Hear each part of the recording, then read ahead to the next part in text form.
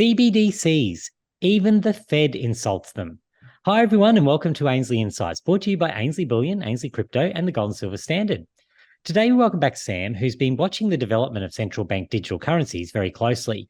He's here today to bring us up to speed on where we are in the process of their development and implementation, as well as raising some concerns around the intended and unintended consequences of their release. So how are you going today, Sam? Good, Chris. Good to be back. Good to see you. Now, this article today was one that it actually got me a little bit fired up. We've been talking a lot about CBDCs lately, but it looks like we're not the only ones with criticism. So it was very interesting to see from your article today that even the Federal Reserve is not on the same page around them. So give us a bit of background about what's going on there. Yeah, so this was a clip from a speech from Neel Kashkari, and this was at Columbia Law School. Now, this was a little while back, but it kind of slipped under the radar, but it's gaining some momentum now. And this was posted on the Fed's official YouTube. So quite surprising. Now, Neel Kashkari, for those who don't know, he's the president of the Federal Reserve Bank of Minneapolis. So the Fed, the central bank over in America, they have different branches because obviously it's such a big country, and he's one of the presidents, and he's one of the speakers who comes out, and when he makes a statement, it makes waves in the economy. Just him alone saying something can move the stock market very dramatically. Now, he's come out and he's given this speech to all these law students about central bank digital currencies, and to say the least, it was viciously critical of central bank digital currencies. So he said, I'll tell you my personal bias is I'm pretty skeptical. And then he said, I keep asking anybody at the Fed or outside the Fed to explain me what problem this is solving. So he's essentially saying there's no reason for a CBDC to exist. And then he went on to say to the students that he can send anyone in the room $5 with Venmo right now. Yeah. And then he said, no, seriously. So what is it that a CBDC could do that Venmo can't do? And he said all he gets from the Fed is a bunch of hand waving, a bunch of excuses. And they said, well, maybe it's better for financial inclusion. Maybe it's better for cross-border remittance. And he said, maybe. So is there any evidence of that? And then he went on to, he got quite spicy when he said, when he was asked, well, they're doing it in China, so why don't we do it here? And he said, well, I can see why China would do it. And then he compared it to Venmo. He said, if you want to monitor every one of someone's transactions, you can do that with the CBDC. You can't do that with Venmo. If you want to impose negative interest rates, so this is one of the, this was considered to be a fantasy, before, but now here's a Fed member actually talking about forcibly imposing negative interest rates on people through a Chinese CBDC. He said, yeah, Venmo can't do that. Okay, that's why you need a CBDC. And then lastly, he said, if you want to directly tax customers, that's the other advantage. But other than that, there's no reason to have one. And then he topped it off by saying, I get why China would be interested. Why would the American people be for that? It's when you list all of those things, it makes absolutely no sense that anyone would be for it, because obviously there's a whole lot of negatives around that. Where I'm getting a little bit stuck is, and this is just a personal situation at the moment, but I look at the Commonwealth Bank here, for example, limiting people to crypto deposits of $10,000 a month. Now, if I want to deposit more than $10,000 a month to send it to any crypto exchange from the Commonwealth Bank, they will restrict that as the bank, even though it's not illegal. There's nothing wrong with doing that. And when you ring the bank and speak to the bank about that, they say, well, it's it's just not within our risk profile. We just don't want to let you do that with your money. And I don't know if that's the other side of this, because in my mind I go, maybe there's a solution with CBDCs where we can bypass the banks so that, we don't get to make the rules, but we get to make the rules with our own money. But as you've just highlighted, it seems very unlikely that any government is going to not stick their own, plethora of rules on top to suit what the political will is of the day. So it's probably not a very compelling use case. The only one that I can think of, which is to get around ridiculous impositions that the banks make on my money. But Yeah, that's that's a what good riles me up point. about it. And they always say on the phone that they can't give you any financial advice and it's all general. Yet they not only do that, not only do they give you personal financial advice, they take action with your funds by On your not letting you behalf. use Yeah. your funds. So they're actually trading for you, which is extremely questionably legal. But anyway, it could. Well, and that's right, but that's what you go. Well, does a CBD solve that? I'm not sure, because I don't know that you don't end up with the same situation there anyway. But do you see any positives? Are there any reason that you can actually see for why these should be rolled out? Because that's the only one I can think of. Well, one really funny thing was a survey done by the FDIC. So that's the Federal Deposit Insurance Corporation.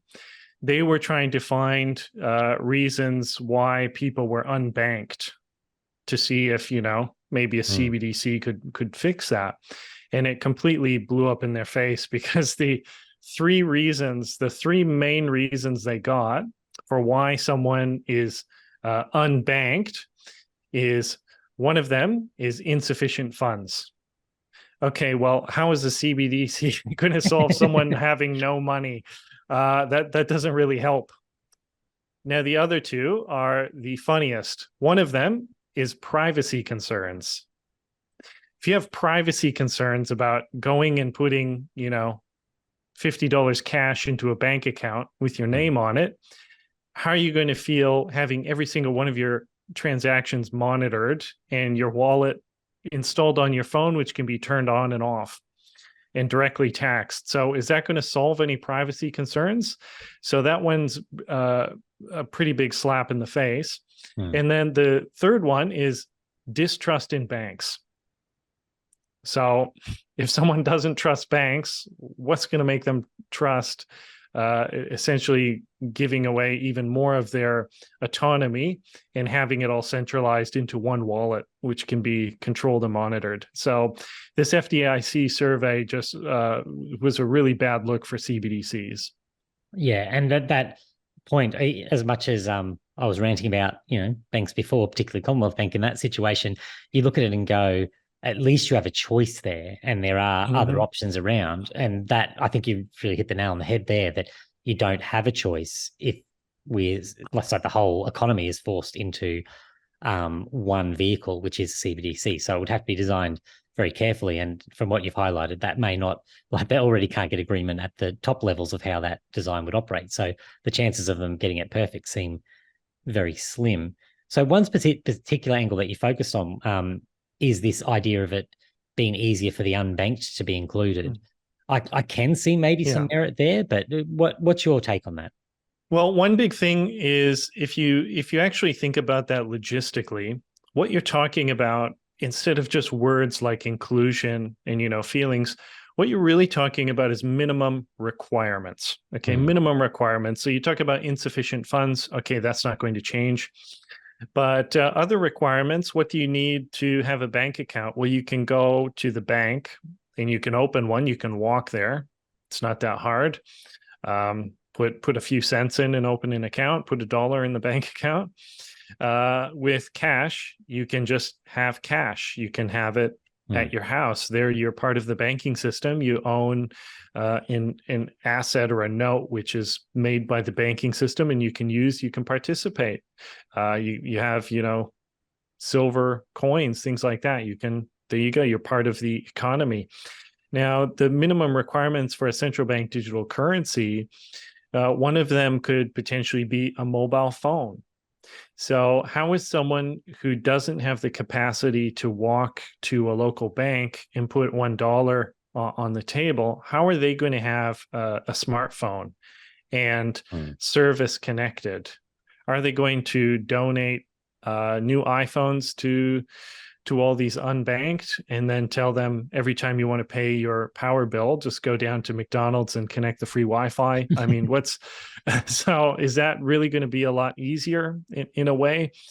And minimum requirements, I mean, there are solutions now, like Neil Kashkari was blasting the Fed saying that Venmo, which is a payment service, can do everything already. There are already solutions like that. You can go to the post office and get a prepaid card. You can get all sorts of online solutions that exist already, and they have potentially less minimum requirements than a central bank digital currency. And they have more autonomy as well. And I suppose we can bring it back to the point we were making before about choice. At least in that situation, you have a choice between what method actually suits you, and you can be as technical as you want around that. Yes, and if you think about safety as well, if one system has an outage, we saw here with one of the phone services, Optus had an outage.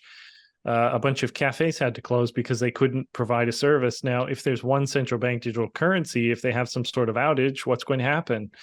Well, if your prepaid card from the post office has an issue, well, you have some cash here, you have other avenues of payment. And I do find it very funny that when people talk about things like coins, like silver coins, they always say to me, Sam, do you really think we'd ever go back 2,000 years and just be using these silver coins?